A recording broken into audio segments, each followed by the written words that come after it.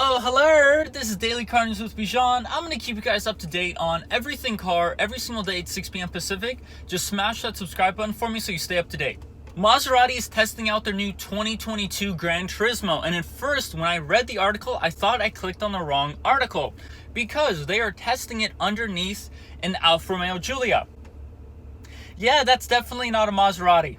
I am very, very sneaky, sir. Now, if I was to secretly test the car, this is how I would do it. Maserati is hiding their powertrain underneath a completely different car to just stay completely low-key, which I think is very, very cool. This Giulia is slightly camoed. I'll put up a photo here so you can kind of see what I'm looking at. Now, this Granturismo is going to have some cool stats. So 620 horsepower and 538 pound-feet of torque. That power is going to come from their twin-turbo 3-liter V6, not too shabby. But what's interesting me so much about this new Granturismo is this is when Maserati is dropping their new electric powertrain. Now, the details are still very fuzzy on this powertrain, but this is what we know so far. It's going to be a 3-motor system, so 1 motor in the front between the axles and 2 motors in the rear.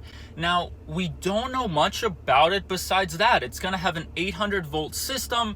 They say it's going to be capable of 300-volt fast charging, and that's about it. We don't know the range. We don't know how long it'll charge. We don't know the horsepower of it. But we do know all of the details for the gas version. So this new Maserati is supposed to come out, or at least be debuted towards the end of this year. Now, it's still pretty early. It's only April, but if they drop all of the information on this Granturismo towards the end of this year, they will be on time and on schedule to release this car as a 2022 model. Now, I don't know if they're still developing the electric motor that they are planning to put into the new Granturismo, or if they just want to keep it a secret until they drop it when they debut the entire car. I guess we shall see. Their old models looked very nice and sounded very nice. I'm excited to see what this new one has to offer us. Now, Maserati is all about looking very, very classy, having an amazing experience, but still having a ton of power underneath you. So this definitely checks the boxes for power, over 600 horsepower, over 500 torque. Because they're testing with a Giulia body, we really don't know what this car is going to look like. Is it going to have a really low stance, be a very wide car, have nice long body lines, or will it be a little higher up and have a shorter wheelbase?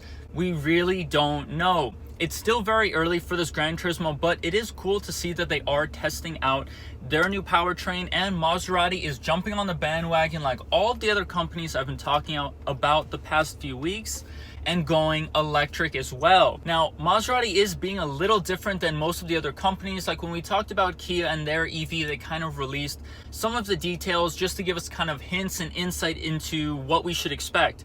Maserati is not doing that. They're staying very low key. They're saying it's just an 800-volt system, 300 kilowatt fast charging, and that's about it. There's no horsepower, like I said, no 0 to 60, how fast it'll charge, no range, no nothing. We're getting nothing from this new system. Just based on Maserati's history, I'm going to take a wild shot in the dark here, and let's see how close we are in a couple months when they drop all of their information. I think this new Maserati is going to have a sub 4-second 0 to 60. I think it's going to have around a 300 to 400 mile range. I think you're going to be able to fast charge it from about 10 or 15% to about 80 in under 20 minutes. I think its horsepower and torque figures will be similar to what they have in the gas engine. I think it'll maybe be a 600 horsepower, but maybe a 600 or 700 torque figure for this electric powertrain. So this is still very early on. We will get more details towards the end of this year. I'm really curious to see if Maserati is trying to stay low key and they have all of the details kind of ready, or if they're just not sure of the details yet and that's why they don't want to release it. That's gonna be it for today's Daily Car News. I'll see you guys on the next one.